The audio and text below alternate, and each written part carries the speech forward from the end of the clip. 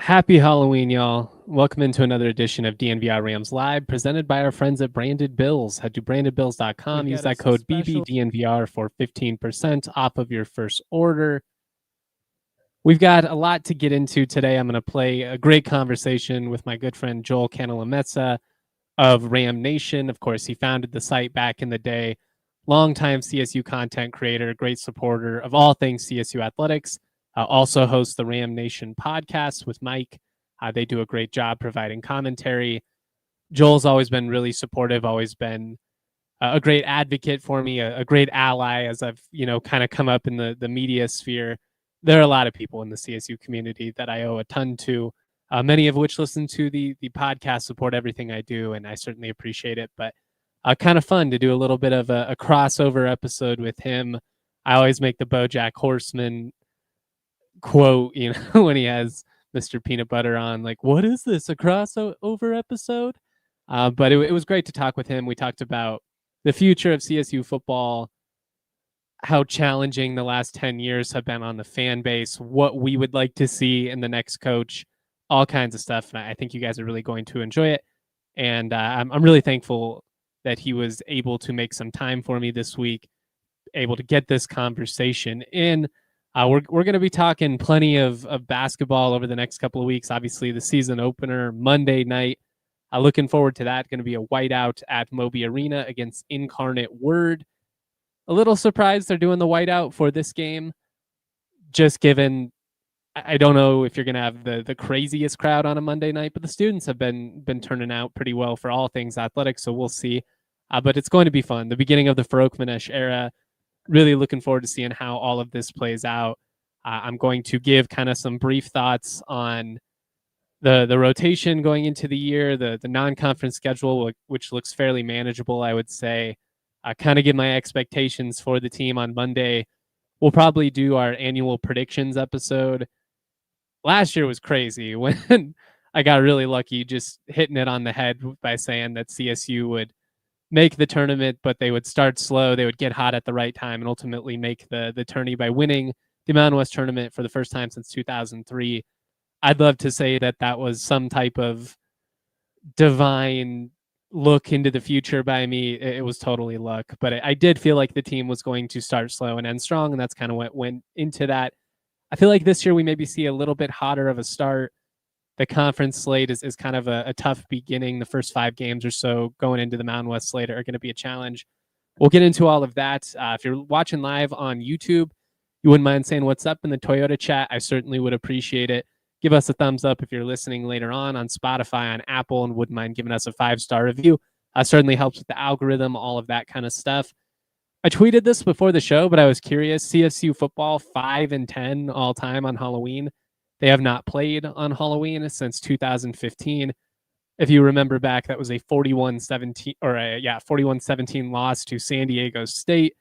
The Rams have not been good on Halloween of late.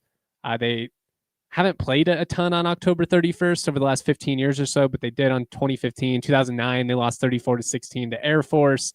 The last win on Halloween was all the way back in 2002. That was a 31-12 win over Air Force in the Springs. The first ever CSU football game on Halloween was 1914, a 19-6 win over DU. Funny enough, don't even have football anymore. They played some pretty random schools, Montana, Arizona State, a lot of games against Utah and Utah State, a couple of border wars, unsurprisingly. But 5-10 all time, not super great. The best win, probably 2002 in the Springs. I mean, you look back before that, you'd have to go back to 1970. It was a 20-13 win over Utah State. In 59, they beat Montana 26-16. Just some fun stuff that I went through before the show. I was curious, when was the last time they played on Halloween? And then my brain had an itch, so I had to see what the series is, or what the program's all-time history on the holiday was. In honor of Halloween, just briefly, I kind of thought, what would be my Halloween starting five of candies you get trick-or-treating? I asked you guys on Twitter, what's the best candy you can get via trick-or-treating? So, there's some candies I would say you don't necessarily associate with Halloween. I was kind of thinking of the ones you would get passed out. Somebody threw out Smarties, which was a great poll. My point guard, peanut M&Ms, just consistent. Feel like they'd have great fundamentals. Two guard, kind of nerds clusters, great in small quantities. A streaky score, but not going to be the face of the program or anything like that. Small forward, shooting forward, whatever you want to call it. The star of the team. That's the Reese's Peanut Butter Cup. It just doesn't get any better than that. I know Reese is not exclusively a Halloween candy, but I mean, they're always at the top of the food chain. At the 4, we're going Snickers, dependable, good on the glass. We'll do the dirty work. We'll get it done. The center, we're going Kit Kat, not the star, but always there for you. A Marcus Camby type. You're never disappointed in a Kit Kat. And then my 6th man, it's the Mr. Good Bar. It's the most underrated candy of all. That was a really dumb segment, but in honor of Halloween, that is our starting 5. Yeah, I saw somebody in the Toyota chat. I'm sorry, it just went away here, about posting about the whiteout maybe would have been better suited for something like New Mexico or something. I don't know. Taylor also says 2 greenouts, but only 1 whiteout. I will say most people's CSU gear is green, so I think it makes more sense to lean into the greenouts. If you're doing a whiteout, it's going to be a lot of non-CSU gear. People want to rep the Rams, but ultimately, all of those promotions and stuff are just ways to generate buzz, to get people in the seats. You want to have a good crowd for game 1 of the Farokhmanesh era. So I was a little surprised that they would do it against Incarnate Word. I also don't think it's anything worth crying over or anything like that. Aaron says, what's the take on Mound/Almond Joy? You can tell a lot about a person and how they answer that question. I'm not a big Mounds guy. I'll eat an Almond Joy. It's not like ever my preferred option or anything like that, but I'm not anti-coconut. I think there's a lot better options out there, but I also think it's a good value pick. The thing about an Almond Joy is if you're like trading candy with your siblings or your friends or whatever, you all go out trick-or-treating, you want to trade, you can probably get good value because there's a lot of people that are just going to throw them away.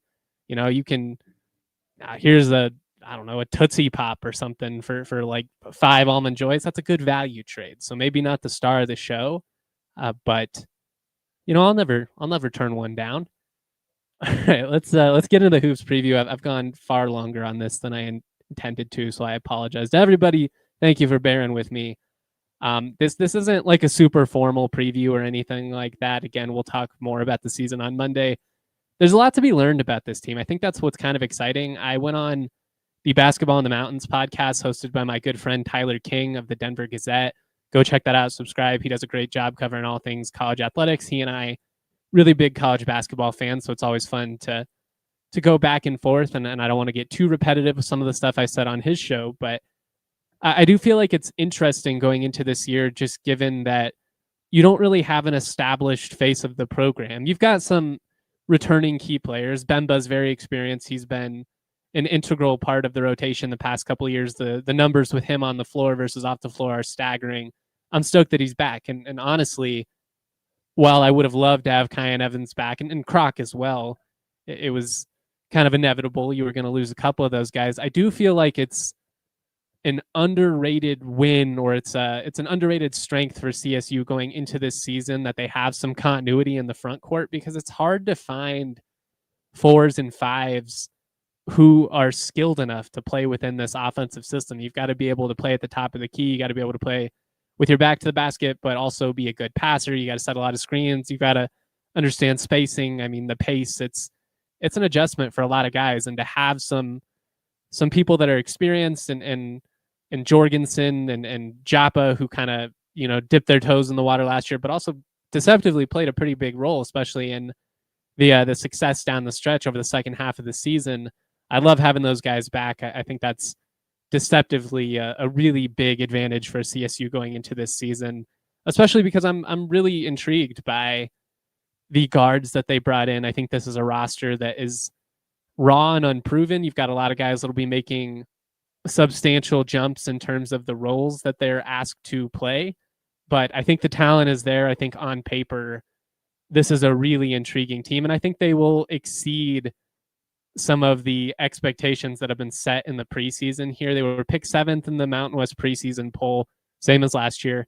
I get it. I don't think that that's shocking just based on, I mean, you have to replace like 83% of your minutes and 85% of your scoring from last year. There's not a ton of returning production, but I think it's undervaluing this coaching staff. I think it's undervaluing the fit of some of the guys that were brought in. I just think the staff did a really good job in the portal this year. And I also think there's a path forward for some of the younger guys who either were in the program last year or, like a freshman like JoJo McIver, who I think could be quite good for CSU pretty early on and is definitely going to play when he's healthy. The Rams ranked 79th in KenPom, which is pretty good in the preseason, especially given everything that was lost after this past year. I feel like what's kind of at stake for CSU this year is being able to get a different level of national validation. You've gone to back-to-back NCAA tournaments and you've won games in back-to-back tournaments, which is huge. But if you can make it 3 straight in 4 and 5 years, that kind of puts you on a different tier of college basketball program. And you're still a mid-major, don't get me wrong. I'm not trying to get carried away. But, I mean, this is a really strong hoops league, and CSU has been right there in the thick of it. And I think it's just been really cool to see the ascension of the program. But obviously, you're hoping to see that continue forward with Ali Farokhmanesh and not have, too much of a dip with the coaching turnover, the roster turnover. But I like this team going into the year. I think the non-conference schedule is really manageable. I think there's a couple of key spots. You've got to win that home game against CU. And I think you need to have some success in the battle for Atlantis / that road game to Loyola. I feel like those are kind of the biggest measuring moments for this team. You certainly need to avoid the landmine losses. You've got 5 Q4 games on the non-conference schedule, which admittedly isn't the sexiest. I do hope there's a little bit more meat on the bones in year 2 and year 3, but I do think it's a good way to ease into things with a first-year staff and with a roster that has so many moving parts this year coming into it, so many new pieces. I really feel like there's a world in which CSU could go like 10-1 in the non-conference slate. I'd like to see them go at least 8-3. But again, I do think that game against CU at home is one you've got to win, just for excitement within the program and also just for the numbers and stuff. You don't have a ton of opportunities to pick up anything other than Q4 wins at home, and that's a big opportunity for CSU. It'll be a great crowd. It should be a fun one in Moby. I always love the environment in college basketball season. Ironing out the rotation is going to be a bit of a process. I love the depth and versatility of this roster. I think they've got some flexibility because they've got guys who offer a little bit of positional versatility themselves. I think you've got a couple of guys, like Kerry Booth, who could be really anything between a 2 and a 4, depending on what you want to do with it. He's not really a 2, but I mean, he's a guy that can be moved around a little bit. Same thing with Augie. They've got guards, I think, that aren't necessarily pigeonholed into one role. Rex Steiner, probably more of a true point guard, and you're hoping that that's the case with JoJo as well. But, I mean, you look at somebody like Jorgensen, who predominantly played the 5 last year. I think he'll be more of a 4 this season. You'll have Joppa and Bemba obviously returning at the 5.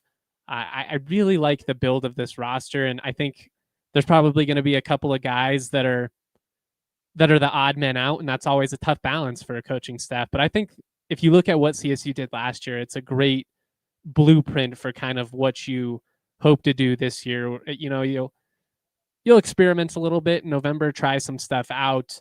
I think you'd like to have it closer to a 10-man-ish rotation, come conference play, but you never know. I mean, we actually saw the rotation get extended last year as guys like Joppa came on strong. So, I mean, there is a world where everybody kind of serves their small little role, and everybody's happy if they're winning. There's also a fairly realistic scenario and where a guy feels like, he's not exactly getting enough minutes and we see somebody leave, later on. That just kind of is college basketball in the modern era. But I think they've got a lot of options. And I think for a team that lost as much production as they did from this past season, which was obviously a really fun group, I think there's an opportunity for the Rams to certainly exceed expectations. And, as Taup, I guess, in the Toyota chat is asking, I do believe that CSU is being underrated by the recent Mountain West polls. I don't think the logic is unsound because the league's going to be good. Don't get me wrong. San Diego State's going to be awesome. Boise should be pretty good. GCU makes a tough league even tougher. New Mexico in a similar spot. You've got a lot of production to make up for, but Utah State's going to be really good. I mean, I think it's going to be a multi-bid league. I'd be surprised if it's not at least a 3-bid league, maybe not 4 again, but I think that's on the table. Like it's going to be a deep conference. But I think if everything hits for CSU, and especially if somebody like Kerry Booth can pan out, he might be the X factor in like between CSU being, a 6th or 7th in the conference versus a top 4 type team. But I'm hearing really good things about him, and his athleticism is unreal. I mean, he just pops on the floor in a way that's pretty uncommon in this conference. I mean, he feels like a classic San Diego State guy. Like you'll just see the way he moves, his explosiveness, it's different. I think his ability to be impactful on the defensive side, but also maybe be a little bit more efficient offensively than we've seen from him at this point in his collegiate career. There's an opportunity where he has a Nick Clifford type rise at CSU. I want to be careful with those comparisons because Nick's incredible. Nick should have been a top 15 pick in the draft, and you've seen that based on how he's translated in the NBA. It's going to be hard to expect everybody to have that type of leap, but I mean, that's kind of what you're hoping for with Kerry. He's highly athletic. He hasn't been optimized at this point of his career, but now you're going to put him in a system that's really going to allow him to do what he does best, take advantage of that athleticism. I get some open shots from the perimeter, but also rim run and stuff like that. But he's not going to have to do it all, which I think is great. And I think if everything goes to plan by year 2, if he sticks around, he could be quite nasty at CSU. And I'm pretty excited to see what he can become here. And then kind of lastly, just what kind of leap can you get from, the Darnez Slaters and Jonathan McConans of the world? I think both of them have looked good in practice and in the times that I've been around, going back to summer. Both of them have high ceilings athletically, and just the added advantage of having been in the system last year. I think there's a world in which both of those guys make a pretty big leap this year, and I'm excited to see how it all plays out. I do think this team will win 20-plus games. I think Ken Pom has them winning 19. I think this team is going to be better than expected. I don't think it's necessarily tournament or bust just based on the fact that it is year 1. But I also don't think there's real reason to lower the expectations of the standard set for the program too dramatically, because Ali's been here right through it all. He's been a massive part of what's allowed this program to be successful in the first place. And I just don't think a ton is going to change. Like we'll see. Nico was a great coach. His ability to adjust in game 2 was super underrated. Some of that type of stuff will be tests for Ali as he grows as a coach. But I like this team, and I definitely think they are being undervalued going into the season. Top says, who's the best team we'll be facing? In the league, I think it's San Diego State by a pretty wide margin. On the non-conference slate, it kind of depends. If you can get through Virginia Tech and play St. Mary's, it's probably them. CU, I think, will be decent. But it's not a brutal schedule. I mean, going to Loyola is a quality road game. But it's going to be an intriguing situation.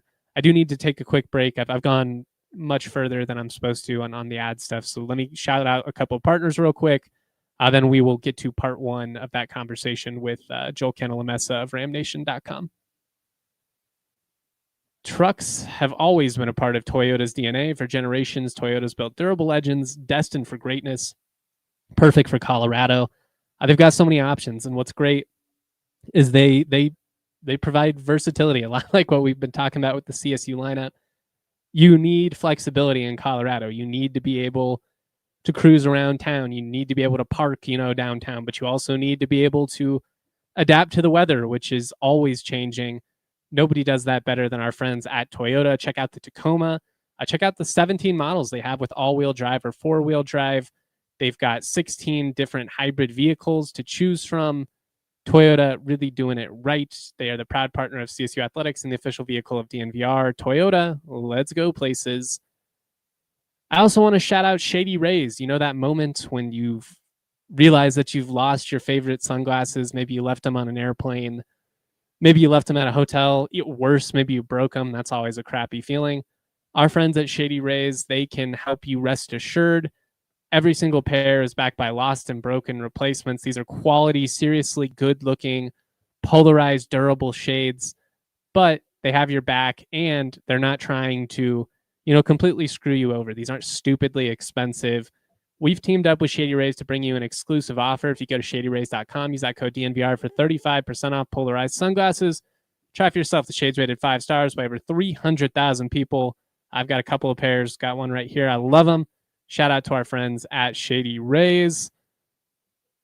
All right. Aaron says, useless stat that could be seen as an Affleck trivia question. The names Justin Michael and Joel Cantalamessa have the same Scrabble letter score, 27 points each. That's hilarious. That's incredibly random. I love that. I hope Paquette Total says Kenny Powers loves Shady Rays. You're damn right he does. Let's get to part one of that conversation with Joel. We'll have plenty of time to talk hoops. I think it's going to be a really fun season. But let's talk about the future for CSU football. This is a very important hire. They cannot miss on this. And Joel had a ton to say. It's always great to get his perspective. He knows as much about the program, its history, as anybody out there. And like I said, he's always been somebody who I consider a friend, a mentor, an ally in this business. And it's always great to get him on. So here's that conversation with Joel Cantalamessa. The special crossover edition of the DNVR Rams podcast. I've got a good friend of mine, Joel Cantalamessa, the podfather of the CSU Rams community, the OG of the digital CSU Rams message board community. It's awesome to have him on, as always. We're going to try and talk things out and maybe put each other in a better mood by the end of the show. We'll see. Been a tough season. Thanks for doing this, brother. Of course. How are you doing? You hanging in there? It's especially tough for you, I know. It's tiring. I mean, there's a part of me that feels a little bit like Charlie Brown. I will say the one good thing is, at least for my own sanity, is that I wasn't the only one. I mean, Kevin Lytle, Tyler, everybody that came up felt like there was enough talent to at least compete. Maybe people overestimated things, but to me, this feels like this team underperformed more so than any group since like 2007. I mean, that team had a lot of veterans. Obviously, they rebounded in 08, but I think that's what's most annoying about it. Like this team has some talent. They have some guys, but I don't know. Maybe it's the heart that's missing. It's been tough to cover. I mean, it's tough to say. Like, I know you're always hesitant to call out heart because it doesn't seem like they've ever really quit. It Yeah, does seem like I don't think they've completely thrown in the towel. That's a good point. character-wise, I mean, yeah, I think it's a good group. It's just for whatever reason they have not gotten the coaching staff has not gotten the most out of them. They have not pushed the right buttons. Really haven't pushed the right buttons in 4 years with any of the shifts or moves that they've tried to make in scheme or whatever they've done. It just never seems to work in game play calling, going for two in weird spot, all the things that they try to do to make their mark. It's just I can't recall one that's ever been, hey, what a great call. You got us the win with that gutsy call, or great job on shifting your scheme this year. It's really yielded results. It feels like nothing that Jay and staff have done have really yielded good results. I think they maybe went for two in that like Middle Tennessee win in 2023, but we're grasping for straws if that's what we're going Yes. back to. It's a shame. I mean, I think all of us have been pretty honest about how we felt about all this. Like Jay as a man, thought he was a good dude. Bummer to see him go, and in that regard, did a lot of positive things off the field, but the results just haven't been there. It's felt a little bit like deja vu. I don't think it was quite like the Bobo era, because I think the fans were a little bit more defeated going into this Norvell tenure post Adazio, whereas coming off of the McElwain era, there was still, Big 12 hope, and then the stadium was coming, so there was all this excitement that was kind of intertwined in all of it. So then when he kind of didn't work out, it made it feel that much worse. Do you feel like the hope is still there for the fans, or I mean, have we gone full circle at this point? Honestly, I am floored to have seen the attendance continue to be okay. I mean, I know that homecoming was homecoming and you're always going to have a good crowd there, but the biggest crowd we've ever had for a 2-5 team, or two and what were we at that point? It doesn't matter. Two and For a four bad coming in, for a but either way, yeah. bad football product, and to see you get the biggest crowd ever, I think that there's still.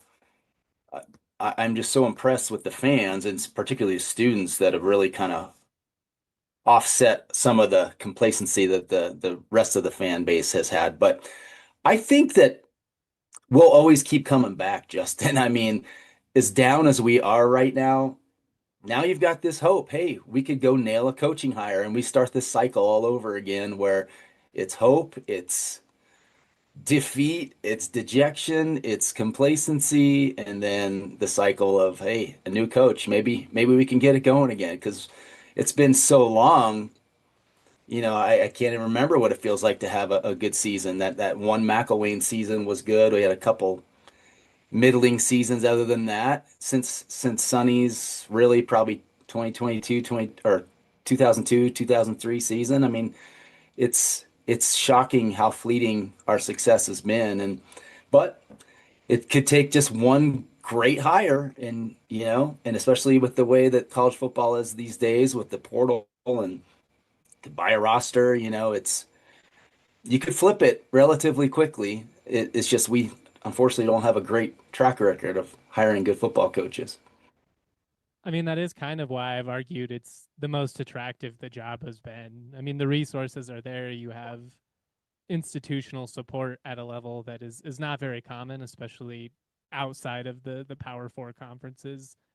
You've got a great school, you've got a great community, all the pieces are in place, the attendance, the support. I would think that it would be a pretty attractive job. I do think there's some baggage though that comes with it, just because despite all of us kind of going through this for two straight decades, because what we saw from Sonny, there's always going to be that standard that's been set, and unfortunately nobody's really been able to meet it other than McElwain for a small stretch there. And I don't know if you saw, but he got a 2-year show clause today, so it's a shame to see how his career's kind of played out. Had he stayed, maybe things had be it'd be a whole lot different in Fort Collins. I don't know, but I do think that it's an attractive gig, especially going into the Pac-12. I don't think a coach would look at it that way. Like, look, there's got to be. I mean, he would do his due diligence, right, to say, is there some underlying issue going on here? But I think once he starts talking to Amy and John and seeing what's going on in this campus and the true investment that they're making in the program, I don't see how you could not say, look, I could win here. Any coach with half an ego would think that. I mean, you've got everything that you need. Maybe the one thing that is not at the very top of maybe all G5s might be our NIL or the rev share. I don't know where that comes in right now, but they're striving to be one of the best, so I think that will continue to improve. I think that they would come. I've seen some arguments that say, well, you couldn't fire Jay after an 8-5 season, because certainly you could have looked at that schedule and that performance and what they did with it and say, wow, that was really lackluster in all things considered. And you could have said, we're just going to move in another direction. But I think that would have been a tough optic. But I've seen some people argue that if you do that, you're probably telling a potential future coach that, look, we're really, really hard on our coaches here and don't give you a fair shake. I to me, I don't buy that. I think that any coach with half an ego would just look at the support, the facilities, the investment, the fan support, and say, look, I don't care what they've done in the past, I can win there. So I they've got an opportunity. I think the clean slate here, they're attractive. I would say that this is an attractive spot. I mean, playing devil's advocate to those that and I am one of those who probably wouldn't have advocated to fire somebody after an 8-win season. I just think it It puts would have you been in a weird tough. Yeah, spot. But I probably wouldn't have either. I mean, you look at programs like LSU and Auburn and places that run coaches off all the time. Like there's a reason that coaches keep signing up for it because all of the other things are in place. You don't have to beg for staff resources or for facilities or stuff like that. I mean, that's probably I think what has CSU fans the most frustrated in all of this is that it's two steps forward and three steps back with us with everything. Like the more we spend, the less we seem to get out of it. And it doesn't quite make sense to me. Maybe you just need the right guy at the right time. Timing is everything. But it's hard for me to comprehend why places like Utah State, for instance, can continually get it right, and schools like CSU just can't for whatever reason. Like it starts to feel like we're just doomed to this, state of mediocrity or something like one of those, sad teams you see, the Cleveland Browns or something like that. And they're not overreaching to get the replacement coaches, financially either. Like they're doing it economically, whereas we've kind of taken the approach of let's kind of step up our investment in a coaching salary and see we can. I know we're what third in the league now, or maybe even fourth, with what we were paying Jay, but we kind of started that trend, with Mm-hmm. over the last few coaches of really kind of overreaching with salary, and unfortunately, it hasn't yielded results. Do you feel like that should change in this rev share model? That is one thing I've kind of touched on the show before, but just the idea of maybe you'd be better off spending, $1 million on a coach that you can swipe from the FCS ranks, and you take the money you save and you put it right back into your roster. I mean, it's a great thought. At the end of the day, I think CSU has more money than we give it credit for as an institution. And if they really wanted to, they could allot more money to the football program and just say, hey, this may not be popular with our professors and our faculty here, but this is our front porch. We want to use this as our advertising vehicle for the university. We're going to take money from here and we're going to pump it in. And you could go out and get a really high profile coach and make a statement and have the eyes of the nation on you, the media, and says, you have an opportunity to do that if you really wanted to, and you could probably really succeed that way too. And then you'd have to judge, hey, is paying a coach 4 or 5 million, which is a lot more than we ever have, and getting some success, maybe winning a conference championship and positioning yourself for a playoff. I would say that that's worth paying a coach that much money, and it was for the visibility you would get out of it. Um, and obviously you would also then have to find the money for the players, so you are having to multiply your investment considerably. But the point is, I mean, we're not going to go that route. It's very likely, and I think that going to a Tim Polasek at North Dakota State, um, who's making what 400K or 500K a year, or something like that. It ends up being a little bit more with incentives, but yeah, basically in base salary. I mean, you double that, and so here's the other thing. Tyler Shannon, and he and I were texting each other recently and kind of debating how you could structure a new offer to a coach coming up. Nobody does it because coaches kind of hold all the power in this. But what if you said, "Hey, look, we'll beat your salary that you're at now by a couple $100,000, but we're going to also build in these very large bonuses based on your success. So uh, you have an opportunity to earn a bonus of double your salary if you win a Pac-12 championship, for instance. You win a playoff game, get a bonus of triple your salary. So you are incentivizing that coach with not just, we have built-in incentives now of what, $50,000, $100,000, but if you make those massively larger, then you could create a structure that maybe a coach would go for, without having to pay out the butt right off the bat. And, and then you also have to figure out how would you deal with buyouts and all that stuff, is because the buyout structure these days is insane. I can't remember what the number was of total buyout costs in college football right now that are on the table, but it's hundreds of millions of dollars. So, but I think, I mean, I don't know if any coach would go for something like that, but if you probably would have to do it with a coach like that from a lower level to even entice him, say, look, we'll do better than your salary now, but you could hit the lottery if you have success here. So That's an intriguing concept. Yeah, I don't know if that's how you land the Colin Kleins of the world, unless it's a situation where it's like, well, your base salary is going to be 2.5, but you could make 5, if you win the league or something like that. That's interesting. I've never thought about that. All right, we'll get to part 2 of that conversation with Joel here in just a second. Let me tell you about Fire on the Mountain. That is Denver's favorite local wing joint. They feature hormone-free, antibiotic-free, and cage-free wings. They've got 15 super flavorful, made-from-scratch sauces, from mild to insanely hot and everything in between. Incredible craft beer list, excuse me. They've got killer cocktails. They've got all kinds of great deals like $5 beers on Mondays and happy hour all day on Tuesdays. Handmade appetizers, dressings, nearly everything. It's walkable and bikeable. They've got Wagyu beef blend burgers. Takeout and delivery is available. They've got vegan options. They've got awesome patios at each location. It really is the spot.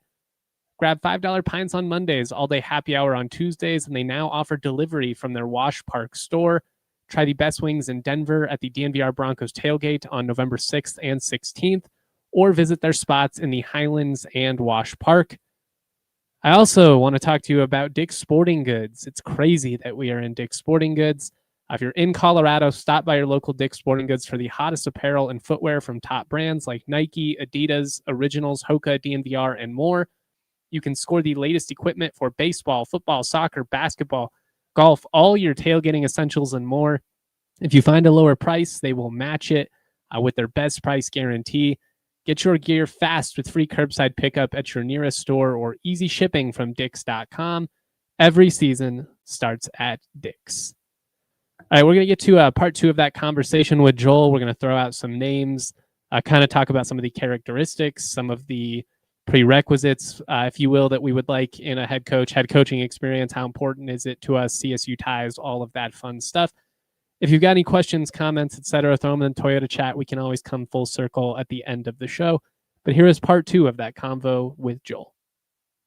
Off of that, who do you want? Like, who are, and then obviously it's a crapshoot. We could throw out 800 million, all the names that make sense. Everybody's throwing out the same couple guys. But I mean, like, I never saw Jay Norvell coming. I never saw Steve Adazio coming. Yeah. So it's very likely that the next coach will be completely out of left field. But who would you like to see?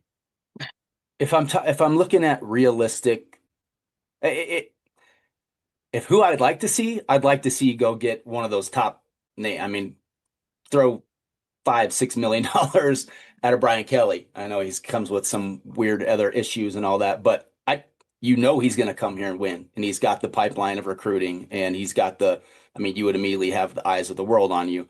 I would take a swing at something like that because it's not my money. But in all seriousness, you're probably, for me, it's like a Tim Polasek I think would be ideal. I mean, he's just proven over and over. There's just too much that makes sense with that, doing more with less, and being a heavy recruiter in Colorado, having that link as well. He's kind of a hard-nosed coach, which this program needs. That would be a top target. I really like the Jason Eck thing. I know people have thrown that out there as like a kind of a sample of, there's an example of, going after a lower level guy, bringing him up and see what he could do. I mean, what he did at Idaho was incredible. And then what he's done just this 1 year at New Mexico, after how decimated they were, is fantastic. And then above and beyond that, just his personality and the way he's engaged the fan base. I don't know if you've watched any of the videos that he did Oh, he's all through the great. off. Yeah. It was amazing, and this program really kind of needs some rejuvenation like that. So that's really intriguing to me. The other one that I haven't really seen too many people talk about, but Bob Chesney from James Madison would be awesome. He's probably in line for maybe something bigger. I don't know, but that team made that jump to FCS in what, 2022, 2023. But whatever year they jumped, it was his first year there. And he took them to an 11-2 record, and a bowl win, 9-4 second year. They're 7-1 this year. They've been to two bowl games. He's 127 and 51 in his career. I think he was at Holy Cross before that. And he's making only $830,000 a year, and that's a guy you could throw a chunk at and double his salary and still pay less than what you're paying Jay. I think he would immediately come in here and be good. So I'm not real good at this. There's just too many factors, but that kind of coach would be intriguing to me. I'm a little hesitant to. I mean, if you get a Colin Klein interested, I think you take the jump because he is going to have a head coaching opportunity soon. But it also is makes me a little nervous, a first time head coach, a guy that's never done it. And CSU just cannot take the risk of not having that success and really can't afford to wait years for a new head coach to learn on the job either. So that is makes me a little nervous. The Clint Kubiak thing, I love Clint Kubiak. Him having he had just very little college experience at all. That makes me nervous, and the whole recruiting piece there. So that one is great of a name and as good as a fit that would seem. That would make me nervous also. I think you have to go after a head coach. Does it make you any less nervous knowing that you potentially have a GM who you could roll over? And I wonder how that factors into all this, anyways, just with the recruitment process and trying to retain some of these commits you have on board and stuff like that. Yeah, that helps. And I actually want to ask this question I had for you is how is this front office structured? Like this front office staff stays intact for I the mean, next until the staff? end of their contract, I don't know the length of like Alex Collins' deal. If it was a one, most of those guys tend to be on 1 year deals. I do wonder if maybe he was like a 2 or 3 year contract, just getting him to come over from Ole Miss. Um, yeah, I mean, it is kind of a weird situation. I tried to ask Tyson about it. Like, how does it exactly work right now with you guys like going in, going out on the road trying to recruit? And he's just like, well, like we've got a job to do. I don't know. It didn't sound super convincing. I know that's how this works. We've seen it play out this way before, and they'll probably still sign, double digit kids, but I imagine they'll end up losing a decent amount of these Yeah. marbles as well. I mean, if you're a coach, what do you do? I mean, you're like, hey, we got a great university here. If the next coach likes you, you'll have a spot here potentially. Otherwise, wherever I go, I do I think you vouch do for you. make somewhat of an effort because the coaches circles are small, and if it gets out that you're kind of sandbagging it, like I'm sure there's some honesty, especially with commits, like, hey, I'm probably not going to be here. It is a good place to live, but I think if you were just like completely throwing in the towel, that probably wouldn't look great for yourself trying to land your next gig either. So it's kind of a Yeah. tap dance for them. But we're in a weird spot, and it is why I do think that they would be better off hiring a coach sooner rather than later, if you Yeah. can. I mean, you look at these guys like a Colin Klein. I think I saw he's making 1.7 million as offensive coordinator at Texas A&M.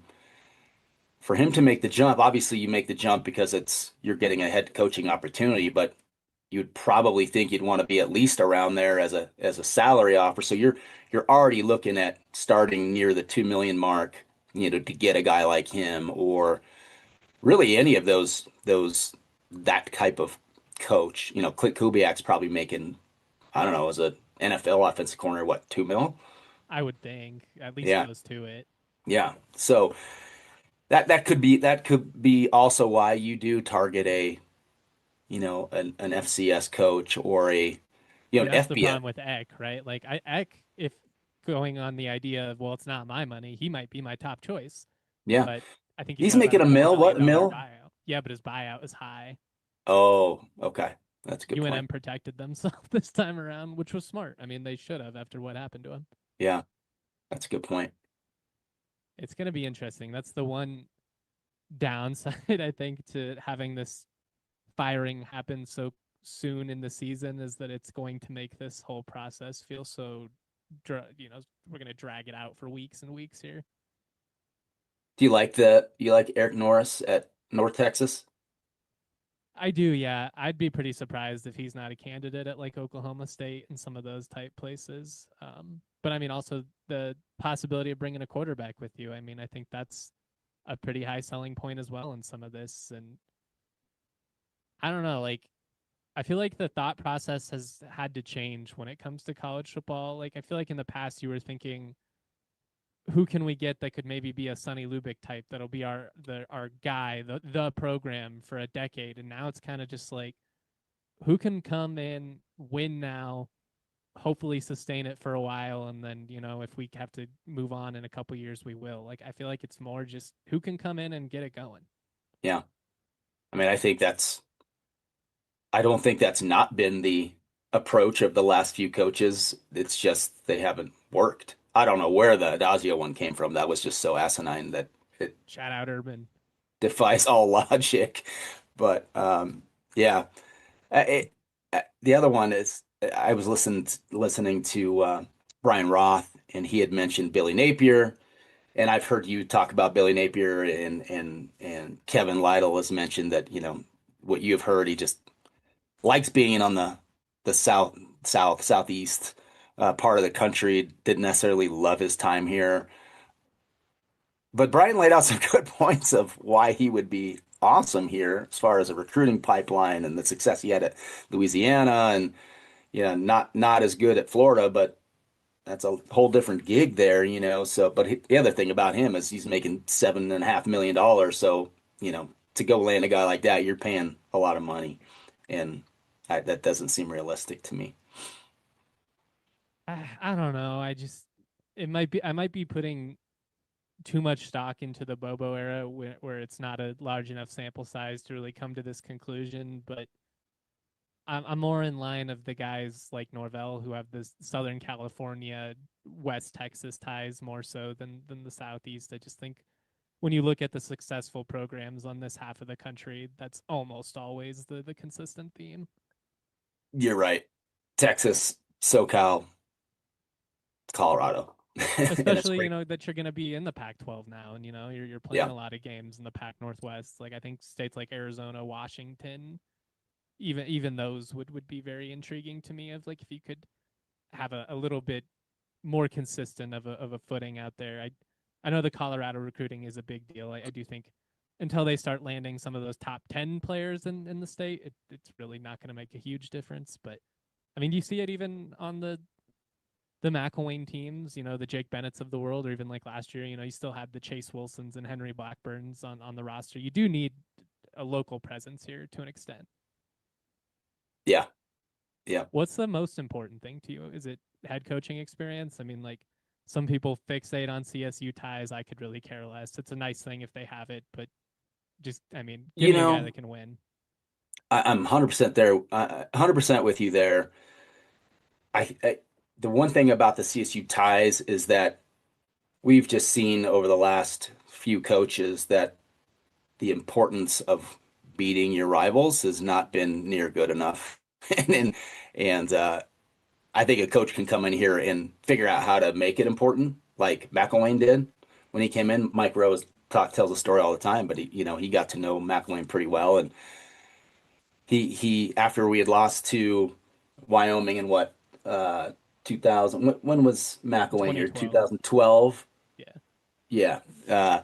So I think that 2011 year when we lost to YO, he had on his calendar a big sign that said never again, and he made it important to his team from the get-go that we're not going to lose this rivalry game. And so that's the kind of thing you don't have to be a CSU guy to figure that out, but that is one bonus. If you are a CSU guy, that's built in.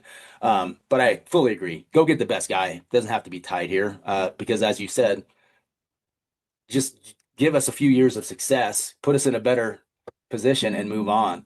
But I would say, yeah, head coaching experience is big to me, and a guy that is able to a guy who has sustained winning over a period, right? Because that tells me one, he can recruit, and two, he can develop players, or he's got a staff that can develop players. And think about Jay. I mean, who were the players you were most excited about from a recruiting class or transfers? And then look at what they actually did on the field. Like I can think of a few. Torrey Horton obviously is one that lived up to the hype. But look at our three highest recruits ever. Mekhi Fox, nothing. Damian Henderson, nothing. Jordan Ross, still on the roster, hasn't done anything. Uh, Corey Hall, uh, Kennedy McDowell, wasn't he recruited by Notre Dame? Like he was absolutely, he didn't do anything. Laven Brown hasn't been anything. You had Clay Millen benched after a season, right? And he was supposed to be your heir apparent to Carson Strong. Donut Evans comes in and did not really have a good start to his season before he got hurt. Rocky Beers we're all excited about. Has he been a main target here? Has he really excelled? I mean, not Rocky, I think, is more on the scheme and the lack of talent under center than him, if I'm being fair to him. But Yeah. yeah, I mean, the lack of development's been a big issue, and I think quarterback more so than anything is the biggest reason we're in the position we're at right now. When you invest multiple years into multiple guys and neither of them pan out, it's just not a sustainable way to compete. Yeah. We all hoped for a Carson Strong. Like I don't get it. There are a lot of things I think that worked because I do think Braden had the physical talent. I do. I just don't. I don't know if he had the right work ethic necessarily behind the scenes. Certainly, some of the fundamental things drive me crazy. But I mean, Tanner Morley's worked out pretty well. He was pretty highly touted. Dallin Holker was a guy I was extremely confident would translate, and he did. And Justice Russ Simmons, Lewis Brown, a couple of those guys were very talented. But yeah, I mean, the inability to maximize guys who, in theory, have raw tools. I think they recruited guys with the right profile, but for whatever reason, they have not been able to get the juice. And then the few that did give you the juice left after a year. I mean, Kursky and Boom Jock and TJ Crandall, Caleb Goody. So yeah, I mean, Jay. That's factor in it too. I mean, it's hard when you are losing guys that you're Yeah. investing a year two in, and then they bounce when they're ready to Right. pop. But that's probably going to be a factor for the next coach too, and that's Yeah. kind of why I lean towards some of the FCS guys who Yeah. are more used to doing more with less, and also if you get a Polasak, a Vigan, they do have the Wyoming roots, so I would assume that they would care about the border war. Right. Yeah, the other piece for me is style of play. I mean, and I think that was a huge reason why Joe Parker thought this was a smart hire with Jay because they had this offense that was supposedly high flying and put up a lot of points. But you go back and look at what he did at Nevada, and he had a lot of weapons there, right? And they still only averaged, what I see, 29 points a game. And, that's in a Mountain West conference with four or five NFL guys on their offense. And so I think that as good as they were, it is actually, they probably should have been better. But anyway, my point is I need to see a good product because it needs to be entertaining at this point. And I would be perfectly happy winning games 10-9 just because I want to let's win and I like good defense too. But there's also something to be said for God. I mean, you go to these games at Canvas now, and it's not just that we're losing, it's that the product is so boring and so bad. We can't, you have a hard time sustaining drive, picking up first downs. You can't complete a pass through the air. I count that as being something that's important to me is having an offense that is going to be fun to watch and be competent and defense as well. I mean, a tough, hard-nosed defense is key for me too. But I mean, I'm asking for all the things that everybody wants. You wish you could snap your fingers and get it, but yeah, certainly like your brand of football is on my list of qualities to look at in a coach. one thing to be bad. When you're bad and boring, it's a brutal combo. Like at least, like the 2008 team, I know they won a bowl game. They weren't great, but at least every game was like a shootout. It was 40-37 against BYU or something like that. These last couple of weeks, it's just like this just isn't worth your time. Like college football games are long. If you're coming from the metro area, especially, like you're asking people to commit 10 to 12 hours to this, and the product that they're getting, it's just not worth the investment. And eventually people are going to tune out. So I think this is the most important hire in CSU football history. I mean, Sonny was obviously the most significant, but they can't afford to get this wrong. Like if they get this one wrong, I don't know where you go from here. I go somewhere else. My passions are, Hit the are transfer are portal. transitioning to something else. But by the way, I did want to bring this up because I looked at this up yesterday. But do you realize that under Jay in his career here, his teams in the 3.5 years averaged 20.7 points a game. Do you know what we did under Adazio? 23. Oh, We have a worse offense now than we did under Adazio. That's just sobering. And I know Adazio had a little bit smaller samples, a lot smaller sample size, but still, I never in a million years would have thought that this offense would have been worse than Adazio's offense, which was painful, that's brutal. That's just brutal. But you're right, cannot miss on this one. I do feel like John Weber is more of a he will be very meticulous, much in the way that I think Jack Graham was when he vetted out McElwain and the way that he treated that whole process of finding that coach and then going after that coach. Um, I think he made sure that that was his guy, and then when he did everything first class. To remember, he got a private jet when picked him up right after the Sugar Bowl, brought him back here, and I think John will be very similar with that. Obviously, they've got the committee, the search firm running the show. But I think I trust John and Amy more than I've trusted past ADs to make this call.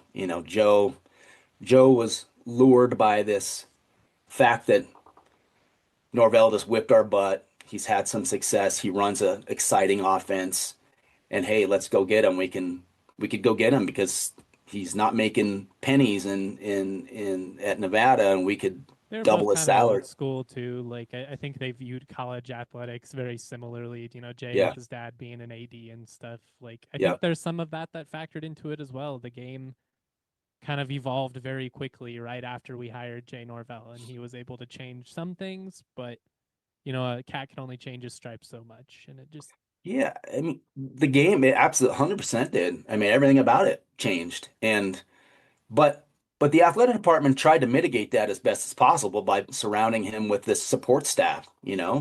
Um, the director of football operations and a general manager and 8 million position coaches and yes, everything. I mean, there was no everything. excuse not, and that factored into it as well. It's just the results weren't there, and Yep. hopefully they'll be better this next time around. I don't want to take up too much of your time. Just quickly, are you still excited for the move to the Pac-12 based on how it's played out over the last year? Well, I'll say this.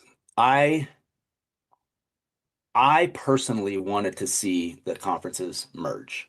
And granted, that would mean you had to bring along the San Jose States and the Nevadas and uh who else am I missing on the shit fest of Those are Mountain the West two, School? the two Yeah. main ones. Yeah. Uh so barring the fact of if you could bring in the two Pac-12 schools and kick a couple out, which wasn't going to happen, I wanted to see the merger. When that became obvious that that wasn't going to happen, then you had to be part of the group that was leaving, right? Because you Yeah, didn't I want think you, logistically it's very clear yeah, which side you'd rather be on. yes. So put me in the camp of I wanted to see a merger. I have an affinity for the Mount West, I do too. and It's going to be so weird to lose New Mexico and yeah, Wyoming and stuff like that. It's just yeah. not what I'm used to. And I'll say that the developments haven't really got me excited. uh, to offset the disappointment that the merger didn't happen. I'm glad that we are where we're at because I didn't want to be left behind, but I'm also not super thrilled about. Gonzaga was a huge win. Whiffing on Memphis was tough. That's exactly what's going to be my point, is that I think you thought that your Pac-12 name and being in the upper echelon of Mountain West teams breaking away could have been enough to lure Memphis and Tulane, for instance. And when it wasn't, you didn't really have a place to pivot to, and so you had a Texas State, which makes sense, I suppose, but they're not going to give you any sort of boost. Yeah. They do not at all. And then you factor in, the basketball is going to be great. No doubt about it. I think the TV deal is going to be good, but better get used to playing late night games all the time. That's exactly what's going to happen. And that was one thing that has transitioned over the recent years, is that we started going back the other way. We remember we used to play all the time at night, and then everyone hated it. Yeah, 8:45 and hated it. Everybody hated it. Thing. And it's going to happen all the time now. And better get used to it, because that's going to be that's going to be exactly what we get. We probably going to make, I don't know, we can make double the money we were making in the Mountain West, but is that worth it? I mean, our fan attendance has been spectacular. That will take a dip if we're playing 8:30 games all the time. It just will. And that part of it is going to be disappointing too. And it's coming. Big shout out to Joel. Great to get his perspective on a variety of things. I think some pragmatic and realistic takes about, the future in the Pac-12. There are some pitfalls that come with that, and the later kickoffs is going to be one of them. I know a lot of people were disappointed that this UNLV game, which basically meaningless at this point, is going to be a 7:30 kick. I was just happy it's not 8, although it might get, pushed back to 7:45 anyways, depending on the TV slates. But a lot of really good stuff that Joel got into. Really appreciate him coming on the show. I've got a couple of questions here. Aaron wants to know, what's the prediction for this year? Tune in Monday and you shall find out. I have to take a couple of days and figure out what my Babe Ruth, call my shot moment is going to be this season. Henry says, Justin, have you heard any plans to renovate Moby? I think the program deserves it and it's due for one. I do know that is kind of in the hope. I know the administration's been looking at that for the last couple of years, and I do think there'll be some improvements made in the coming seasons. And I think that's one of the benefits of cutting the cost of your coach from what you were paying Nico to what you're now paying Ali. I mean, you're basically paying a little less than 50% of the coach's salary. So that's going to give you some money to work with potentially. Before we get out of here, just a couple of Week 10 picks for you. Give me Air Force to cover 1.5 against Army. I think they can put some points on the board. Whether they can get stops is the big question. Hawaii underdogs on the road against San Jose State. Give me the Warriors to win outright. Give me New Mexico to go into Vegas and beat UNLV. I like the Lobos money line. I think they're 3.5-point underdogs. I like the Lobos to run the ball all over that soft UNLV defense. Subscribe to the newsletter. Come to the DNVR bar. If you're looking for more J-Mike, check out my hockey commentary on the DNVR Avalanche podcast. Much love, y'all. Always proud to be. Shout out to our super producer, Alyssa. Peace. We all silly like the mayor.